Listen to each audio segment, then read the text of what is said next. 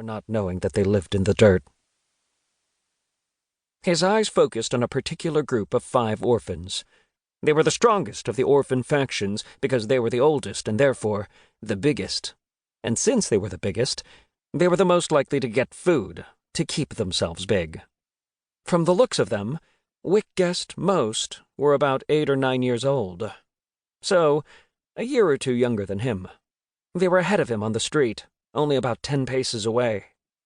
Wick was certain they didn't know he was there. The group's leader was a girl with pale green hair the color of seaweed. That means she has some nymph blood in her, Wick thought. Pale green means either her mother or father was one of the Mar, the Oceanids. While most of the other orphans' eyes flicked nervously across the street like a flock of birds looking for the first worm, hers were steady and wide, taking in the entire scene all at once. A month earlier, Wick heard one of the orphans call her Pebbles. It clearly wasn't her real name, but it was what she was called. None of the orphans shared something as intimate as their real names. Or maybe she was forced to choose a name, since her parents weren't around. 3 large boys, all with steel-gray hair of various lengths, stood behind her. Each were bigger than both Wick and Pebbles, but they were clearly waiting for the girl's signal. She nodded to the 5th and final member of their group, who Wick guessed was her younger brother. He too had green hair, though more forest green than her pale seaweed. Unlike the other 4 in his group, he was diminutive and frail. His limbs were thin, and he didn't walk much. The small boy acted as the group's scout. It's some sort of chronic illness, Wick concluded, without much compassion.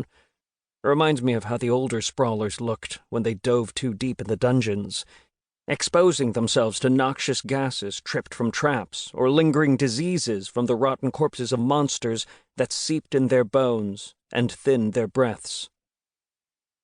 Wick didn't feel any sort of connection with the other orphans of the city. It wasn't because he had been around the country and seen things they hadn't. It was because he simply didn't have room in his heart to care. All he wanted was to get out of Outlast and join the Sprawlers Guild, like his father before him. Of course, portaling the wormhole to a city with a guild would require more money than he had. Much more. After that, he could figure things out while making money as a sprawler, dungeoneering the mines. He didn't know how yet, but Wick would make more money than his dad. Maybe he'd be able to afford to go to the Skillia before he turned 16 and enter his mandatory military service as an officer, rather than a grunt. Maybe, if his dad had that kind of money, he could have afforded high-tiered equipment before entering the labyrinth. Then, he might be still alive. Either way, Wick needed to get that money first, for the wormhole. Then, he'd use the wormhole to get far away from Outlast. To do that, he needed Pebble's crew to carry out their clumsy plan. Of course, it was a risk. Wick had kept himself far from the watchful gazes of the other orphans for 6 months, which had been a hard thing to do. They had been nervous about his presence at first, maybe even tried to recruit him, but he turned them down. Except for his father, people couldn't be trusted. The only thing you could trust was the sharpness of your mind and the weight of good coin. Money kept you fed.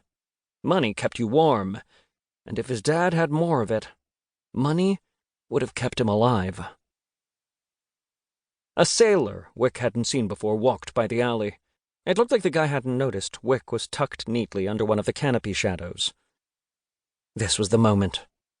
Wick would be making himself known in a way he wasn't completely comfortable, but the risk would be worth it. "The strong live long," Wick muttered under his breath, the words giving him strength. "But the bold get the gold." At the sight of the man, Pebble's younger brother made a silent coughing motion, which acted as an awkward signal. The girl nodded to the 3 shaggy, gray-haired boys behind her. She held a knife in a reverse grip, ready for a slashing motion. One of the boys bumped into the sailor, jostling the young man's purse tied to his...